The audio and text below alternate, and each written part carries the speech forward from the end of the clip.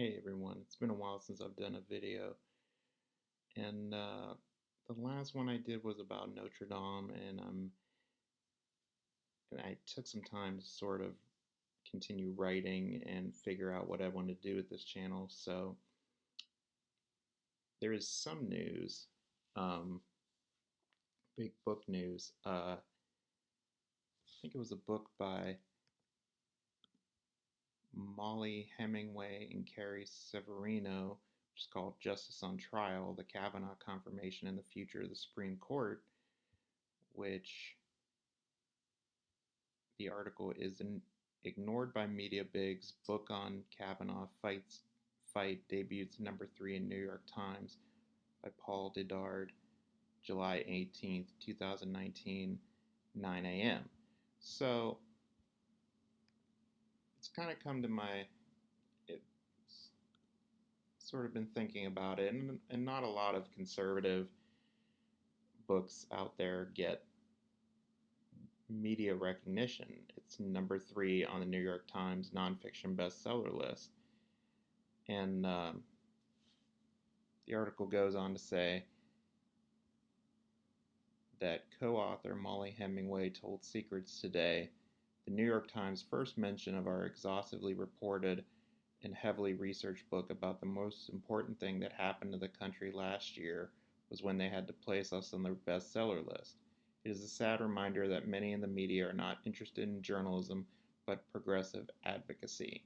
I think that's the best word to talk about is progressive advocacy when it almost when the Kavanaugh trial had almost nothing to do but just trying to ruin an innocent man's life. That's pretty insane in terms of shocking. You know, everyone knows about it. I'm not going to go back into it in detail since it was bullcrap to begin with. So, the fellow co-author Carrie Severino added, "We are thrilled that the book is not just a bestseller, but already making an impact.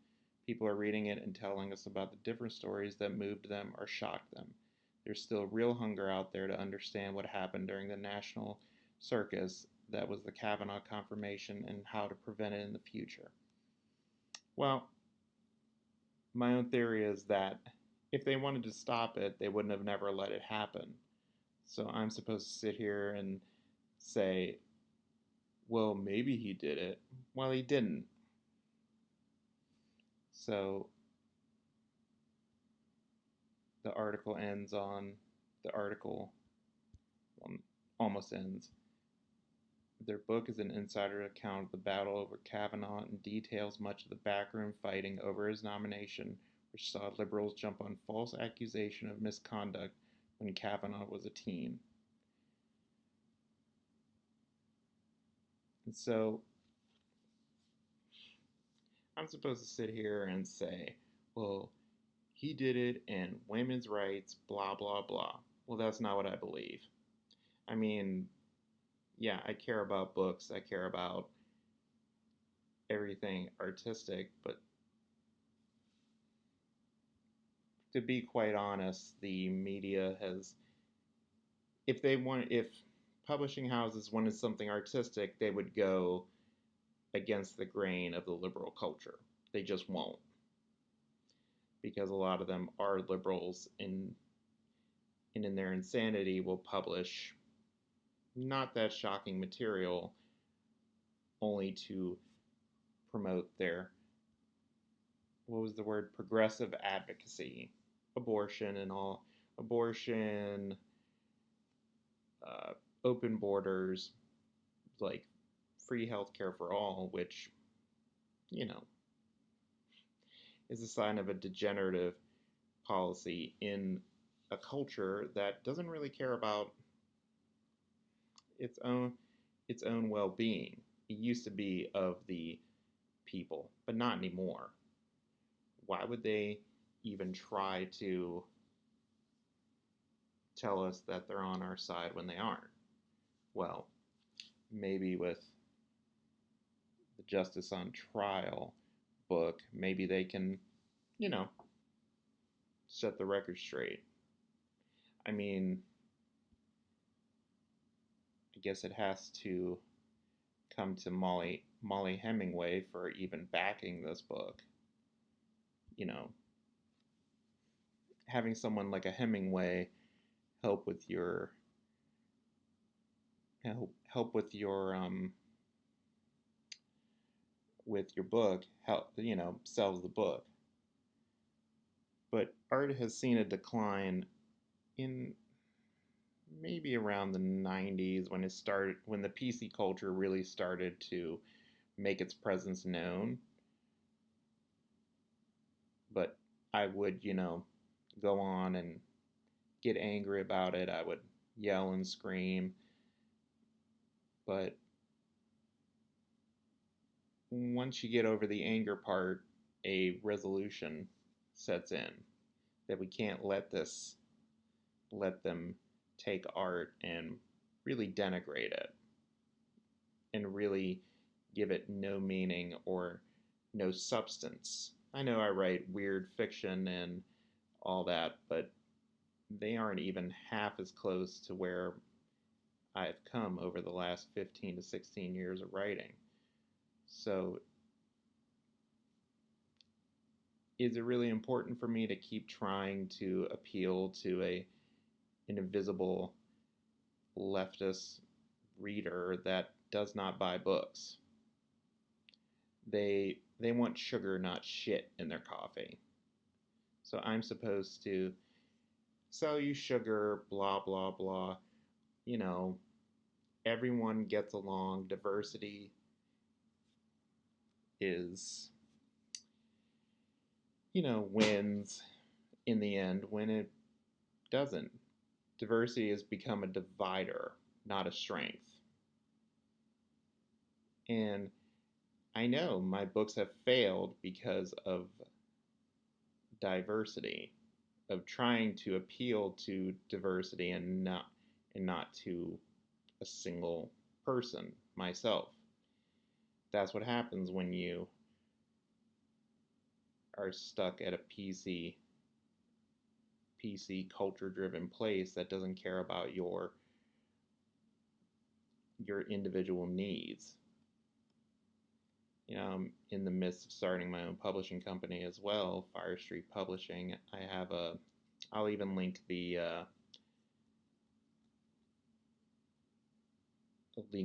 put the link in the description so that you can see it and possibly donate. I mean, anything helps.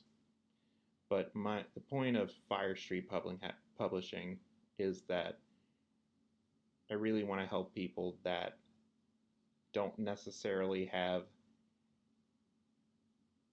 the help of bigger media corporations. But getting help from media corporations is the bane of my existence. And so getting help from the people personally is going to help the company either way. And so if I'm supposed to sit here and beg, I just don't do that. Maybe an urgency. I'd urge you to help out. I'm not one of those people to just yell and scream, but when I do get angry, it's known and it's felt. I mean, I personally respect like Razorfist, who I've found recently. He if he projects what I'm thinking, that's a win for me. So go follow Razorfist, go follow Styx, who I both respect entirely. They are creators and they deserve the best out of all of them. So, and recently I subscribed to both of them and I see both of them in my recommended, and in the autoplay it just keeps playing. I mean, I'm inspired by creative people, not by people who really have no real creative bone in their body and they just want to appeal to everybody. Yeah, appealing to people doesn't mean your book is going to, you know, get you famous. It really isn't. I've been down that path and it doesn't work. It really does not work. Even if you were on the big publishers, it wouldn't matter. So, creativity is more complicated than, for me. Some have very a neutral or an angry gaze at it, but for someone who supports freedom of speech, has to let people like Styx and Razorfist sort of lead the pack. Because creativity is not just books, it's videos, it's DVDs, it's art in general. Art is the existence of every voice, but not succumbing to the voice of everybody. It's a singular voice. And so, while art is just one part of the conversation, it's also internet culture, YouTube culture, it's everything. So, say what you want, scream, yell, but coming from someone like myself who's had, anger issues, some people can take that anger, throw it out, and never feel it come back to them. Well, more for my case, anger sort of sticks onto me. But, I try to do things in a cold, neutral manner and push things in a more neutral gaze. But art, which books for me have always never been neutral. So for someone like Razorfist, who projects at the at the most humorous level ever, I do that on the page. So seriously, I would hire him to be my publicity because he is just hilarious and he knows how to crank the words out and project and pontificate. Plus, he's just on fucking point. So, also, I just wanted to say that I have a BitChute channel as well. So, this video will go from YouTube to BitChute as well. So, follow me there. I'll put the link in the description. But,